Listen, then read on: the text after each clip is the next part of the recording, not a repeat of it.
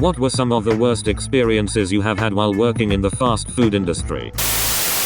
I used to work at Sonic. On rainy days, especially when it was pouring, people would intentionally park across the lot, the spare spots that weren't covered by their famous awning, and make the car hops walk the food out there to them. We'd be standing there outside their car window with the food on a tray, waiting for them to roll down their window.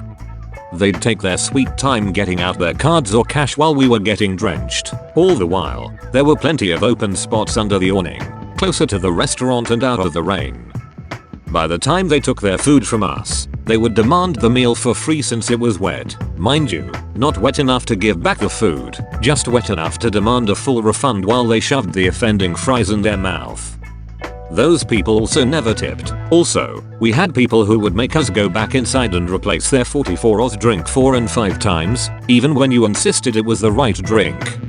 This ain't diet, sir. I poured this drink myself. I can assure you it's diet. I want you to go back in there and do it again, and I better not have to send this back a third time. I was 15 and working for the Golden Arches in a big 2-story city location. An elderly lady came in to use the upstairs toilet, and when she came back down, she had poop caked all over her hands, which she dragged down the banister she used to steady herself on down the stairs. She then went and sat at a table for a moment before leaving. She clearly had dementia, although I didn't recognize that at the time. I was sent to the bathroom to investigate the damage, and it was a little crap show.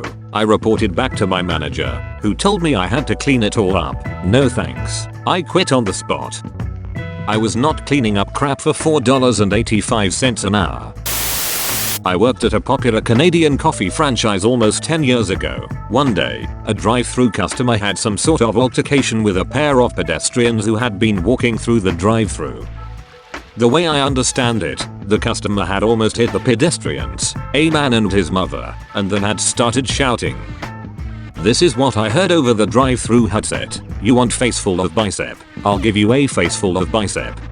I also had a teenage co-worker who believed in Santa. When a mall Santa came into the store, this co-worker started looking out the windows for his sleigh.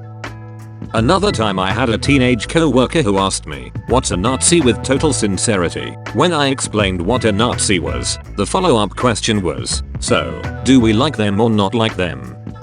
I also had a customer hurl racial insults at a co-worker because the co-worker did not butter his bagel in the manner he expected. Then, I had a customer who requested a bagel dripping in butter, noting that she would send it back if there's not enough butter. I buttered until the butter was soaking the paper. She sent it back, quite livid. I put a burger patty worth of butter on the bagel. She opened it again, inspected it, was clearly still not satisfied, and drove away angrily.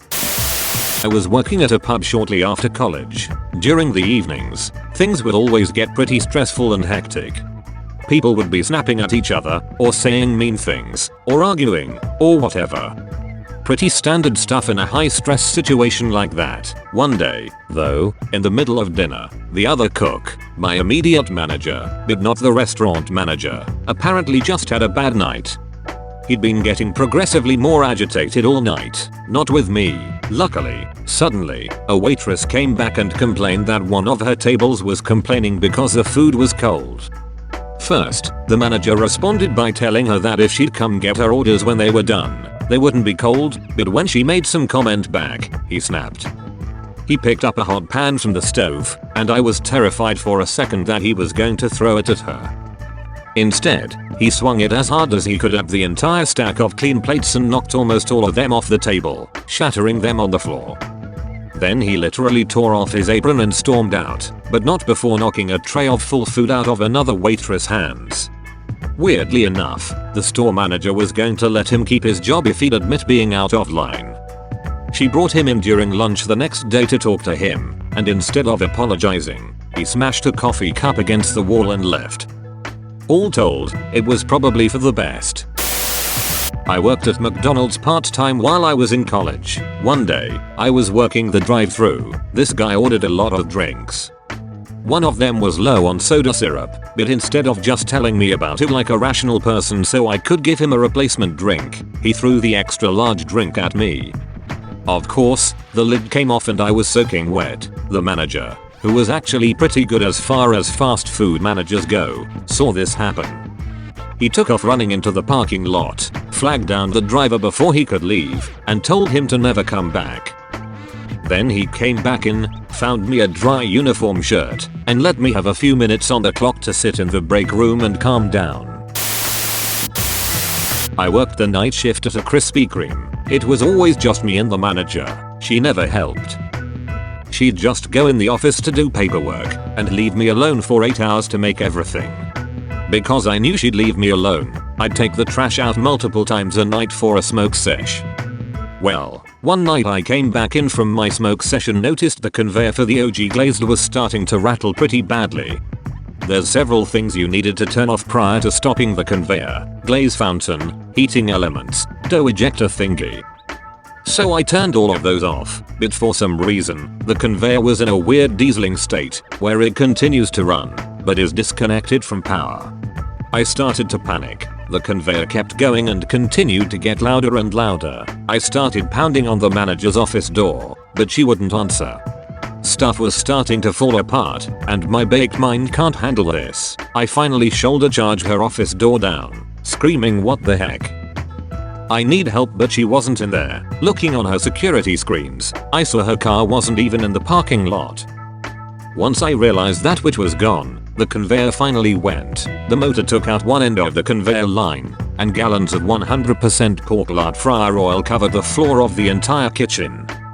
I called the off-duty manager, told him what just happened, said, "Screw this, I'm done," and just left. I worked at Brown's for a bit. I went to hand an elderly lady her ice cream cone. She took it from me, pulled her arm into her car, took a lick, and then dropped the ice cream down her door. I genuinely felt bad for her and offered to give her another one and clean it up if she would pull around. It's 100+ degrees out and I'm in full uniform. I begin wiping the side of her door when she throws a plethora of insults my way. "This is why your generation is so messed up. You saw I had braces on my wrist. You knew I had arthritis. You should never have handed me that cone. You should ask if I want a cup instead. You'll probably only ever be a fast food worker. It's people like you that make everyone's life hard." She said a few more things. The heat and moment got the best of me. I threw the dirty napkins in her lap, told her to shut the heck up, reminded her I was doing her a favor and it wasn't my fault, advised her to order correctly, and told her to clean up her own dang mess. I walked back inside, explained to my manager what I did, and in came this lady playing I'm a good, sweet Christian and would never disrespect someone card. The manager told her to call corporate, but as he wasn't outside, he couldn't believe what she had to say. At McDonald's, of course, I was a first assistant manager. We had a kid who was just promoted to shift manager. He was a very good employee and he knew his stuff. We had high hopes for him. His very first shift, 5 minutes into the shift, he did a walkthrough of the dining room. He asked a girl who was 7 months pregnant to change a trash bag and she told him no, that she couldn't do it. He walked to the back of the store, got the trash masher, basically a mop handle with steel plates on the end to compact the trash, walked to the garbage bag and mashed the trash. He then took the trash masher and knocked the girl out with it, screaming, "I'm the freaking boss and everyone better do whatever I tell them," and continued to yell at everyone about how she needs to be fired for insubordination and no one else better ever test him. He was arrested in the store and was trying to argue with the police officers that he was in the right. The girl had a major concussion, but she and the baby were okay. In high school, I worked for a certain gigantic movie theater chain. Our location was smack dab in the middle of Newport Beach, California, where a ton of various 1%ers live. One resident in particular, Kobe Bryant, would come to see a movie every other week, and he made a point to make sure everyone on staff at the time was aware. His guy would call whoever was the manager on duty at the time, and we would have to drop what we were doing, no matter how important or time sensitive it may be, and go open the theater exit doors, you know the ones, to the left and right of the screen, in order to show him and his sizable entourage in. There are a number of things wrong with that kind of special treatment. For starters, they would never send someone to the box office afterward to pay for the tickets, which really messed with our audits. What really would get to me, though, was the obscene amount of noise he and his family friends would make. The cherry on top? After the movie was said and done, and we'd ushered his group out via the way they came in, the entire auditorium would reek of his cologne, no joke. You could show up the day after Kobe came to see a movie, and at least 2 or 3 rows would still smell like him. A great example of people presuming they'll be treated like VIPs no matter where they go. It's condescending.